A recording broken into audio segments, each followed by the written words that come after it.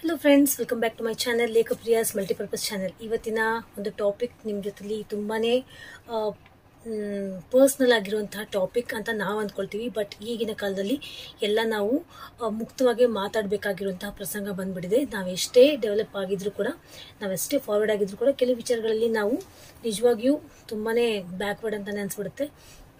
So ಈಗಾಗಲೇ ನೀವು title ಕಾರ್ಡಲ್ಲಿ ನೋಡಿರೋ ಹಾಗೆ ನೈಟ್ ಟೈಮ್ಸ್ ನಾವು ಇನ್ನರ್ ವೇರ್ ಹಾಕೊಳ್ಳುವಂಥ ಅವಶ್ಯಕತೆ ಇದೆಯಾ ಅನ್ನೋದ್ರ ಬಗ್ಗೆ ಟಾಪಿಕ್ನ ನಾನು ಸ್ಟಾರ್ಟ್ ಮಾಡ್ಕೊಳ್ಳೋದಕ್ಕಿಂತಲೂ ಮುಂಚೆನೇ ನಾನು ತಾಯಂದ್ರಿಗೆ ಹೇಳ್ತಾ ಇದ್ದೀನಿ, ನಿಮಗೇನಾದರೂ ಹೆಣ್ಣುಮಗು ಇದ್ದರೆ ಆ ಮಗುವಿಗೆ ನೀವು ಯಾವ ವಯಸ್ಸಿನಿಂದ ನೀವು ಇನ್ನರ್ ವೇರ್ ಅಂದರೆ ಬ್ರಾ ಹಾಕಬೇಕು ಅನ್ನೋದ್ರ ಬಗ್ಗೆ ಎಷ್ಟೋ ತಾಯಂದ್ರಿಗೆ ಕನ್ಫ್ಯೂಷನ್ಸ್ ಇದ್ದೇ ಇರುತ್ತೆ. ಸೊ ಅದ್ರ ಬಗ್ಗೆ ಸ್ವಲ್ಪ ನಾವು ಡಿಸ್ಕಸ್ ಮಾಡೋಣ. ಅದ್ರ ಬಗ್ಗೆ ಸ್ವಲ್ಪ ನಾನು ಕ್ಲಾರಿಫಿಕೇಶನ್ ಕೊಡಬೇಕು. ಯಾವ ವಯಸ್ಸಿನಿಂದ ಅಂದರೆ ಆ ಮಗು ಒಂದು 8 ವರ್ಷ ಸ್ಟಾರ್ಟ್ ಆಗುತ್ತಲ್ಲ, ಆ ವಯಸ್ಸಿಗೆ ಆಗಲೇ ಆ ಮಗುವಿನ ಒಂದು ಆಂತರಿಕವಾಗಿ ಬಾಡಿ ಡೆವಲಪ್ಮೆಂಟ್ ಆಗೋದು ಸ್ಟಾರ್ಟ್ ಆಗಿರುತ್ತೆ. ನಮಗೆ ಅದು ಬಹಿರಂಗವಾಗಿ ಕಾಣದೆ ಹೋದರೂ ಕೂಡ ಕಾಣಲ್ಲ, ಹೌದು, ಬಟ್ ಆಂತರಿಕವಾಗಿ ಬಾಡಿ ಫಿಸಿಕಲ್ ಚೇಂಜಸ್, ಆ ಒಂದು ಹಾರ್ಮೋನಲ್ ಚೇಂಜಸ್ ಆಗ್ತಾ ಹೋಗುತ್ತೆ. ಸೊ ಆ ವಯಸ್ಸಿಗೆ ನೀವು ಬ್ರಾ ಹಾಕುವಂತಹ ಅವಶ್ಯಕತೆ ಖಂಡಿತವಾಗಿಯೂ ಇರಲ್ಲ. ಯಾಕಂದರೆ ಆವಾಗ ಅದು ಜಸ್ಟ್ ಒಂದು ಇಂಟರ್ನಲ್ ಚೇಂಜಸ್ ಅಷ್ಟೇ ಹೊರತು ಬಹಿರಂಗವಾಗಿ ಫಿಸಿಕಲಿ ಯಾವುದೇ ರೀತಿಯ ಚೇಂಜಸ್ ಆಗೋಲ್ಲ. ಇದು ಕಾಮನ್ಲಿ ಎಲ್ಲರಿಗೂ ಗೊತ್ತಿರುವಂತಹ ವಿಚಾರನೆ.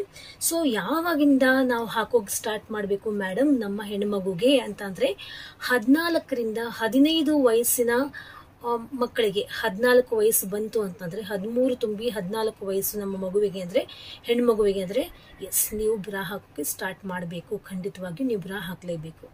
ಯಾಕಂದರೆ ಆಗಲೇ ಫಿಸಿಕಲಿ ನಮಗೆ ಚೇಂಜಸ್ ಬಹಿರಂಗವಾಗೂ ನಮಗೆ ಅದು that means it is visible, ನಮ್ಗೆ ಕಾಣ್ತಾ ಇರುತ್ತೆ. ಬಹಿರಂಗವಾಗೂ ಆ ಒಂದು ಚೇಂಜಸ್ ಕಾಣ್ತಾ ಇರುತ್ತೆ. ನೀವು ಬ್ರಾ ಹಾಕಲೇಬೇಕು. ಬ್ರಾ ಹಾಕಿದ ಮೇಲೆ ಸ್ಕೂಲ್ಗೆ ಹೋಗ್ತಾ ಇರುತ್ತೆ ಮಕ್ಕಳು. ಬ್ರಾ ಹಾಕಿದ ಮೇಲೆ ಅದ್ರ ಮೇಲೆ ಸ್ಲಿಪ್ ಮೇಲೆ ನೀವು ಜಸ್ಟ್ ಯೂನಿಫಾರ್ಮ್ ಹಾಕಿ ಮಕ್ಕಳನ್ನ ಕಳಿಸ್ಬೋದು. Please take care of that.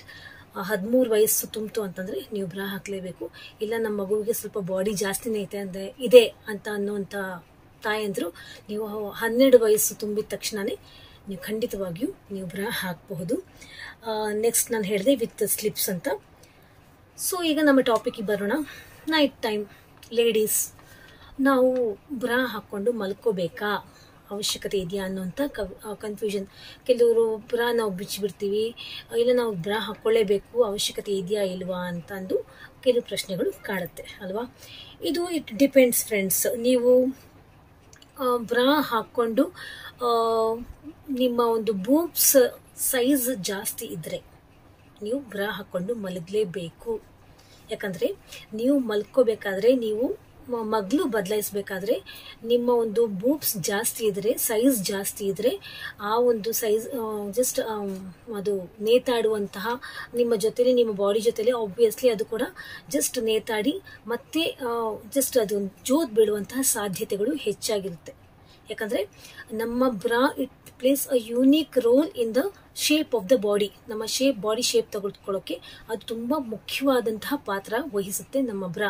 ನಾನು ಹೇಳಿದೆ 13 ವಯಸ್ಸಿನ ಮಕ್ಕಳಿಗೂ ಕೂಡ ನೀವು ಸ್ಟಾರ್ಟ್ ಮಾಡಿಬಿಡಿ ಅಂತ. ಯಾಕಂದರೆ ಅದು ಬಾಡಿ ಶೇಪ್ ಮಾಡೋಕ್ಕೆ ತುಂಬಾ ಮುಖ್ಯವಾಗಿರುವಂತಹ ಪಾತ್ರ ವಹಿಸುತ್ತೆ. ಹೇಗೆ ಬೇಕೋ ಹಾಗೆ ಎರಂಬೆರಿಯಾಗಿ ಬಾಡಿ ಡೆವಲಪ್ಮೆಂಟ್ ಮಾಡೋಕ್ಕೆ ಅವಕಾಶ ಕೊಡೋದಿಲ್ಲ ನಮ್ಮ ಇನ್ನರ್ ವೇರ್ಸ್. ಸೊ ಜಾಸ್ತಿ ಸೈಜ್ ಇರುವಂಥ ಹೆಣ್ಮಕ್ಳು ಖಂಡಿತವಾಗಿ ನೀವು ಬಿಚ್ಚಿ ಮಲ್ಕೋಬಾರ್ದು, ನೀವು ಹಾಕ್ಕೊಂಡೇ ಮಲ್ಕೋಬೇಕು. ಕೆಲವರಿಗೆ ಸೈಜ್ ಕಡಿಮೆ ಇರುತ್ತೆ, ಅವರ ಬ್ರೆಸ್ಟ್ ಸೈಜ್ ಕಡಿಮೆ ಇರುತ್ತೆ. ಅಂತಹ ಹೆಣ್ಮಕ್ಳು ಖಂಡಿತವಾಗಿಯೂ ನೀವು ಬೇಕಾದರೆ ಬ್ರಾ ಓಪನ್ ಮಾಡಿಕೊಂಡು ಅಥವಾ ಬಿಚ್ಚಿ ಮಲ್ಕೋಬಹುದು, ನೋ ಪ್ರಾಬ್ಲಮ್. ಸೊ ಹೇಳಿದೆ ಈಗ ಬ್ರಾ ಇಟ್ ಡಿಪೆಂಡ್ಸ್ ಅಂತಂದು. ಖಂಡಿತವಾಗಿಯೂ ನಿಮ್ಮ ಬ್ರೆಸ್ಟ್ ಸೈಜ್ ಜಾಸ್ತಿ ಇದ್ದರೆ ನೀವು ಬ್ರಾ ಹಾಕ್ಕೊಂಡು ಮಲ್ಕೊಳ್ಳೇಬೇಕು, ಬಿಚ್ಚಿ ಮಲ್ಕೊಳ್ಳೋದು ಬೇಡ. ಯಾಕಂದರೆ ನಿಮ್ಮ ಬಾಡಿ ಶೇಪ್ ಇನ್ನಷ್ಟು ಕೆಟ್ಟು ಹೋಗುವಂಥ ಚಾನ್ಸ್ ಇರುತ್ತೆ, ಹಾಗೂ ಅದು ಜೋತ್ ಬೀಳುವಂಥ ಸಾಧ್ಯತೆ ಇರುತ್ತೆ. ಆ್ಯಂಡ್ ಚಿಕ್ಕ ಸೈಜ್ ಇರುವಂಥವ್ರು ನೀವು ಖಂಡಿತವಾಗಿಯೂ ನೀವು ಬಿಚ್ಚಿ ಮಲ್ಕೋಬಹುದು. ಆ್ಯಂಡ್ ದೆನ್ ಕೆಲವ್ರಿಗೆ ಈವನ್ ಪರ್ಸ್ನಲಿ ಹೇಳಬೇಕು ಅಂದರೆ ನನ್ನ ಓನ್ ಎಕ್ಸ್ಪೀರಿಯನ್ಸ್ ಕೂಡ, ನಾವು ಕೊಂಡ್ಕೋಬೇಕಾದ್ರೆ ಇನ್ನರ್ ವೇರ್ ಬ್ರಾ ಕೊಂಡ್ಕೋಬೇಕಾದ್ರೆ ಮಾರ್ಕೆಟ್ಗೆ ಹೋಗಿ ಶಾಪ್ಸ್ಗಳಿಗೆ ಹೋಗಿ ಕೊಂಡ್ಕೋಬೇಕಾದ್ರೆ ತುಂಬಾ ಕನ್ಫ್ಯೂಷನ್ ಕಾಡ್ತಾ ಇರುತ್ತೆ. ಏನು ಮಾಡಲಿ ಅಂತ ನೀವು ಸೈಜ್ ಮೇಲೆ ಡಿಪೆಂಡ್ ಆಗಿ ನಾವು ಕೊಂಡ್ಕೊಳ್ತೀವಿ. ಈವನ್ ನಾನು ಕೂಡ ದಟ್ ಮೀನ್ಸ್ ಸೈಜ್ ನಂಬರ್ ಮೇಲೆ ಡಿಪೆಂಡ್ ಆಗಿ ನಾವು ಕೊಂಡ್ಕೊಳ್ತೀವಿ.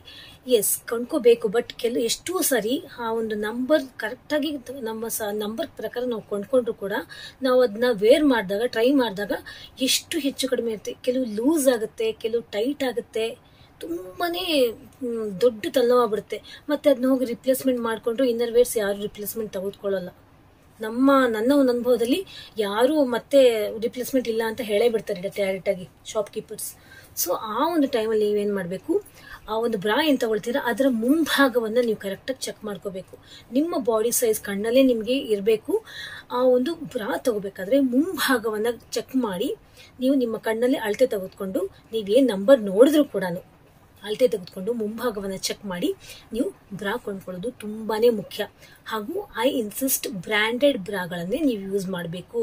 ಇನ್ನರ್ ವೇರ್ಸ್ ಯಾರು ನೋಡ್ತಾರೆ, ಯಾರಿಗೆ ವಿಸಿಬಲ್ ಆಗುತ್ತೆ, ನಡೆಯುತ್ತೆ, ಯಾವುದೋ ಒಂದು ಲೋಕಲ್ ಬ್ರ್ಯಾಂಡ್ ನಡೆಯುತ್ತೆ, ಫುಟ್ಪಾತ್ ಅಲ್ಲಿ ಸಿಗೋದು ನಡೆಯುತ್ತೆ, ಯಾವುದೋ ಸೇಲ್ಸ್ ಕೊಂಡ್ಕೊಂಡ್ಬಿಟ್ಟೆ ನಡೆಯುತ್ತೆ.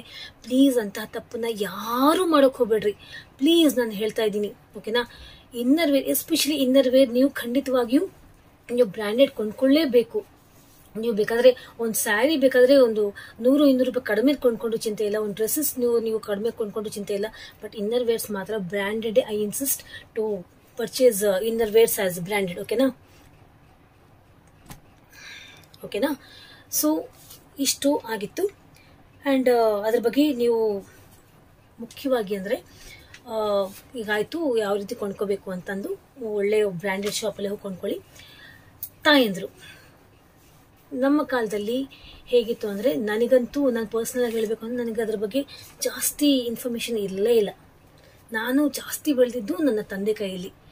ಅಂದರೆ I was very fond of my father. ನಮ್ಮ ಅಪ್ಪಾಜಿ, ನಮ್ಮ ಡ್ಯಾಡಿ ಬಂದರು ಡ್ಯೂಟಿಯಿಂದ ಬಂದರೆ ಸಾಕು ಜಾಸ್ತಿ ಆಬ್ವಿಯಸ್ ತಾಯಿ ಜೊತೆ ಬೆಳೆದಿದ್ದೀನಿ, ಇಲ್ಲ ಅಂತಂದಲ್ಲ. ಜಾಸ್ತಿ ನನ್ನ ತಂದೆ ತುಂಬ ಅಟ್ಯಾಚ್ಮೆಂಟ್. ನನಗೆ ಯಾವ್ದ್ರ ಬಗ್ಗೆ ಇನ್ಫಾರ್ಮೇಶನ್ ಇಲ್ಲ. ಬಟ್ ಆಗಿನ ಕಾಲ ಹಾಗಿತ್ತು. ಬಟ್ ಈಗಿನ ಕಾಲ ಎಲ್ಲ ಮುಕ್ತವಾಗಿದೆ.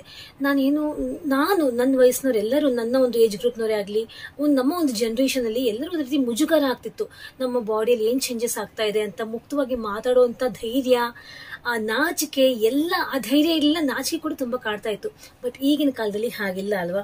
ಈಗಿನ ಕಾಲದಲ್ಲಿ ತುಂಬಾನೇ ಮುಂದುವರೆದಿದೆ. ನಾನು ತಾಯಂದ್ರಿಗೆ ಈ ಮೂಲಕ ಹೇಳೋದಕ್ಕೆ ಏನ್ ಇಷ್ಟಪಡ್ತೀನಿ ಅಂದ್ರೆ, ಮಕ್ಕಳಿಗೆ ಆ ಒಂದು ನಾಚಿಕೆ ಇದ್ರೂ ಕೂಡ ತಾಯಂದ್ರು ನಿಮ್ಮ ಮಗು, ಹೆಣ್ಣು ಮಗು ಒಂದು ಏಜಿಗೆ ಬರ್ತಾ 8 ವರ್ಷ 9 ವರ್ಷ ಬರ್ತಾ ಆ ಒಂದು ವಿಚಾರದ ಬಗ್ಗೆ ನೀವು ಇನ್ಫಾರ್ಮೇಶನ್ ಕೊಡ್ಲೇಬೇಕು. ಮೈ ಡಿಯರ್ ತಾಯಂದಿರೆ, ಲೇಡೀಸ್ಗೆ ನಾನು ಹೇಳ್ತಾ ಇದ್ದೀನಿ, ನಿಮ್ಮ ಹೆಣ್ಣು ಮಗುವಿಗೆ ನೀವು ಆ ಒಂದು ಬಾಡಿ ಇಂಟರ್ನಲ್ ಫಿಸಿಕಲ್ ಚೇಂಜಸ್ ಏನಾಗುತ್ತೆ, ಸಣ್ಣ ಮಗುವಿಗೆ, ಆ ಹೆಣ್ಣು ಮಗುವಿಗೆ ಏನೂ ಗೊತ್ತಿರೋಲ್ಲ ಪಾಪ. ಅದ್ರ ಏನು ನಾವು ಅದನ್ನ ಏನು ಟಿವಿ ನೋಡ್ತೇವೆ, ಮೊಬೈಲ್ ನೋಡ್ತೀವಿ, ಹೌದು ಆಕ್ಟಿವ್ ಆಗಿರ್ತವೆ, ಬಟ್ ತನ್ನ ಸ್ವಂತ ದೇಹದಲ್ಲಿ ಆಗುವಂತ ಚೇಂಜಸ್ ಬಗ್ಗೆ ಅದಕ್ಕೆ ಅಷ್ಟೊಂದು ಇನ್ಫಾರ್ಮೇಶನ್ ಇರಲ್ಲ.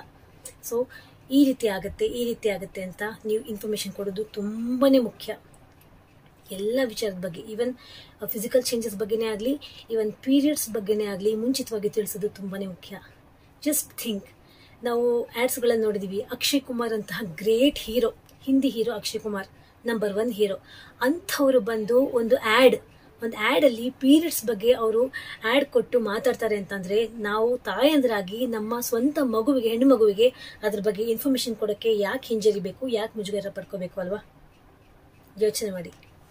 ಸೊ ಇದ್ರ ಬಗ್ಗೆ ಇನ್ಫಾರ್ಮೇಶನ್ ಕೊಡೋದು ತುಂಬ ಒಳ್ಳೆಯದು, ಕೊಡ್ತೀರಾ ಅಂತ ಅಂದ್ಕೊಂಡಿದ್ದೀನಿ. ಸೊ ಇವತ್ತಿನ ಈ ಒಂದು ಟಾಪಿಕ್ ನಿಮಗೆ ಯೂಸ್ಫುಲ್ ಆಯಿತು, ಇಷ್ಟ ಆಯಿತು ಅಂತ ಅಂದ್ಕೊಂಡಿದ್ದೀನಿ. ಇಷ್ಟ ಆಗಿದ್ರೆ ಲೈಕ್ ಬಟನ್ ಪ್ರೆಸ್ ಮಾಡಿ. ಈ ವಿಚಾರದ ಬಗ್ಗೆ ಯಾರಿಗಾದ್ರೂ ನೀವು ಶೇರ್ ಮಾಡಬೇಕು, ಅವಶ್ಯಕತೆ ಇದೆ ಅವ್ರಿಗೆ ಅಂತಂದ್ರೂ ಕೂಡ ನನ್ನ ಈ ವಿಡಿಯೋನ ಶೇರ್ ಮಾಡಿ ಅಂತ ಹೇಳ್ತಾ ಇದ್ದೀನಿ.